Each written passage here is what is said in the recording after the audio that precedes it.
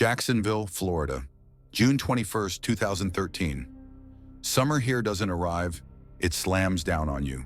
Heavy, wet, and suffocating, like a damp sheet. The air is thick with moisture long before the first drop of rain falls. On Ellis Avenue, in a small house with peeling paint, 8-year-old Cherish Periwinkle was packing her bag. Tomorrow morning, a flight to San Diego to her dad. Not just a visit, but a whole summer adventure. Billy, her father, a Marine, always made their time together an event. Disneyland, Hoover Dam, the Grand Canyon. His Facebook was a showcase of happy fatherhood. Back in Jacksonville, life was different, more real, more cramped. Her mother, Rain Periwinkle, was getting her 3 girls ready, Cherish, the eldest, and her 2 little sisters. Money was tight, a constant, grinding pressure, but they needed to buy Cherish a new dress for the trip. Something nice, not just nice, special. They headed to the Dollar General on Arlington Road, a temple of cheap buys for those counting every penny. Inside, it smelled of cheap plastic and dust. The girls flitted between the aisles, their eyes lighting up at the sight of bright trinkets and clothes. Cherish spotted a dress, black and white. Could she try it on? Rain looked at the price tag, then at the hollow feeling in her wallet. "Not today, baby," she said softly. Her voice held no anger, just a weary regret, a thin film of shame a child can feel on their skin. It was at that moment, in the aisle near the fitting rooms, that Rain felt eyes on her. Not a glance, but a stare, steady and appraising. She turned. He was standing there, a man with short gray hair, in a black t-shirt and black jeans. Pushing 50, he was just watching. Her girls, this scene of maternal struggle in a discount store aisle.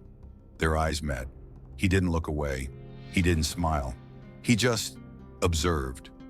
Then, as quietly as he appeared, he dissolved back into the shelves. Rain shivered but pushed the unease aside. Jacksonville had its share of strange characters. She focused on the girls, bought a few small items, what she could afford. When they stepped into the parking lot, the sky had darkened, and the air smelled of ozone. And there he was again, as if he'd been waiting. "If you want that dress so bad, I'll get it for you," he said in a flat, calm voice. He introduced himself. Don. Said he had little ones of his own, could see she had her hands full. Rain, flustered and flattered, talked to him, and then he made his offer. His wife, he said, had a Walmart gift card, $150 on it, just sitting around. He could give it to Rain, let her get the girls what they needed. They just had to meet his wife. They stood under the gathering clouds as the girls twirled with their umbrellas. The wife never came. "She's in a gold car, she'll be here," Don said, but a note of impatience crept into his voice. He pointed to his van, parked nearby, a white, windowless Dodge Ram van. "Why wait in the rain?" he said. "They could just meet his wife at the Walmart. He could drive them." Rain's gut twisted. Getting into a stranger's van. The rule was as fundamental as looking both ways before crossing the street. She hesitated, mumbled about not taking rides from strangers. Don's friendly mask slipped, just for a second. He got snappy. "You don't have to do this," he said, his tone turning sharp. He fished out his driver's license, thrust it at her as if to say, "See? I'm a real person, Donald James Smith, 56 years old, an address on Ciega Avenue." The Walmart on Lem Turner Road is a universe under fluorescent lights, a cathedral of consumption, open 24 hours, a haven for the nocturnal, the budget-conscious, the lost. It was here, just before 9 p.m., that Donald Smith parked his van. Inside, the scene was almost normal. Almost. Rain kept the girls close as they beelined for the clothing section. For a moment, the surreal horror of the last hour faded under the mundane thrill of shopping without a budget. Cherish and her sisters darted between racks, holding up dresses, shoes, little items of happiness. Smith lingered nearby, a silent, gray-haired shadow. He played his part. He was just a kindly benefactor. But the cracks began to show. He offered Cherish a pair of high-heeled shoes, inappropriate, garish things for an 8-year-old. Rain shot it down immediately, a mother's sharp no cutting through the store muzak. The look Smith gave her wasn't one of offense, but of calculation, like a player whose move was blocked. He wandered off, saying he was going to check on his van. The clock ticked past 10 p.m. The store announcements began. "Attention Walmart customers, the store will be closing in 1 hour." The girls grew tired, fussy. They were hungry. Smith reappeared. He leaned down, his voice taking on a conspiratorial tone. "I'm gonna run to McDonald's," he said, nodding toward the in-store fast food counter, now closed and dark. "Get some burgers. What do you want?" It was the hook. Cherish's eyes lit up. Food, a treat. Rain was distracted, trying to find the right size shoes for her 5-year-old destiny. The store was emptying, the aisles growing long and lonely. Smith looked at Cherish. "You want to come with me to help carry the food?" A simple question, an innocent errand. Cherish looked at her mom.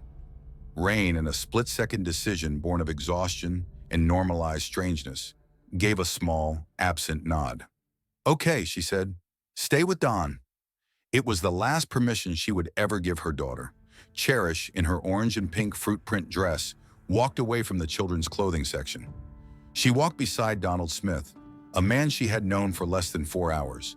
They turned a corner, past the electronics, past the automotive supplies, moving away from the heart of the store toward the exit. Surveillance cameras, those unblinking electronic eyes, captured every step. The little girl and the gray-haired man, they did not go to the McDonald's. They walked straight out the automatic doors into the sticky Florida night and into the parking lot. Back in the shoe aisle, a cold realization began to seep into Rain's bones. Too much time had passed. She called out for Cherish. No answer. Her eyes scanned the emptying aisles, panic rising like bile. She rushed to the McDonald's. It was shuttered, chairs upturned on tables. A deserted island in a sea of linoleum. The store's final closing announcement echoed, hollow and cruel. "Attention Walmart customers, the store is now closed. Please bring your final purchases to the front." That's when the tsunami hit, a wave of pure, unadulterated terror. Rain began to run, her 2 younger girls in tow, screaming her daughter's name. She accosted employees, her voice cracking. "Call 911! My daughter's been taken!" The world narrowed to a tunnel of frantic faces and shaking heads. Finally, a store phone was thrust into her hand. At 11:20 p.m., her voice, trembling and raw, connected with a 911 operator. "I think my daughter's been taken," she gasped, the story tumbling out in a chaotic rush. The Dollar General, the white van, the gift card that never was, the wife who never came, the man named Dawn. "He's got white hair and dark eyebrows," she sobbed. "I had a strange feeling about him. He took her to the dressing room twice. I find it very odd because he knew the store was closing." And then, the whispered horror that confessed her deepest fear. "I think he killed her." While Rain's world shattered in the Walmart, Donald James Smith was driving. He had a head start, and he knew exactly where he was going. His past wasn't a shadow, it was a blueprint. Jacksonville knew Donald Smith. Law enforcement knew him. In 1993, he'd been sentenced to 5 years in prison for attempting to lure a 13-year-old girl into his van. He'd found her hiding in a playground tube slide and hissed threats at her. Just hours later, he'd tried again with another child. He was a predator, pure and simple. A check forger, a thief, a man who lived in the cracks. After his release, he never changed. In 2009, he was charged with impersonating a DCF worker and attempting to abduct a child from a laundromat. He'd offered the girl a puppy. He pleaded guilty. The sentence? 2 years. He was released on May 31st, 2013, less than 1 month before he met Rain Periwinkle. The system had processed him, labeled him, and spat him back onto the streets of Jacksonville, a loaded weapon waiting for the right set of desperate circumstances. Smith drove to a place he knew. Near Highlands Baptist Church on Broward Road, a bridge spanned a secluded, weed-choked creek. It was a dumping ground, a place for things you wanted to disappear. In the pre-dawn hours, a witness saw a white van parked there, suspiciously out of place. It was gone by the time the sun fully rose. By then, the pieces were coming together for JSO. They had the name from the license Rain saw, Donald James Smith. They ran it. His record, a horrifying scroll of offenses against children, flashed on their screens. They had the van description. They had his address on Sia Avenue. the house he shared with his elderly mother. Neighbors knew him as the odd, quiet man who did odd jobs. They knew about his past. They'd see him and cross the street. The Amber Alert finally blared across Florida at 4:30 a.m., but Smith was already in the wind. He was driving south on I-95, a lone white van on an endless ribbon of highway. He thought he'd gotten away with it. He was wrong. A trooper, alerted by the bolo, spotted the van. The takedown was quiet, anticlimactic. No chase, no struggle. Smith, soaked in sweat, his eyes bloodshot, claimed he'd been smoking crack with prostitutes all night. He was alone. There was no sign of Cherish. Back at the creek by the church, the search was already underway. The tip about the van had been called in. K-9 officer Charlie Wilkerson and his dog, Gator, were working the bank. The vegetation was thick, the water slow and brown. And then Gator alerted, his body going rigid, pulling his handler toward the water's edge. There, partially submerged under the fallen trunk of an old tree, was a small, heartbreaking shape. Cherish Periwinkle was found just after lunchtime on June 22nd. She was still wearing the orange dress with the fruit print. The medical examiner would later detail the unspeakable violence done to her. She had been sexually assaulted. She had been strangled with such force that the blood vessels in her eyes hemorrhaged. This was not a crime of passion or sudden impulse. It was a meticulously executed act of predatory evil. The city of Jacksonville wept. A vigil was held at Highlands Baptist Church, the very church that overlooked the creek where her body was discovered. The outrage was immediate and twofold, aimed at the monster who did it and at a system that had let him walk free among them, again and again. Reporters descended on Sierra Avenue. Smith's mother, a prisoner in her own home, told them through the door she had nothing to say. The Florida Department of Children and Families faced scathing questions. They had files on the Periwinkle family, past allegations of neglect, of domestic strife, but had never removed the children. Now one of them was gone forever. The trial of Donald James Smith began in February 2018. The state, led by prosecutor Melissa Nelson, sought the death penalty. The defense's strategy was not to prove innocence.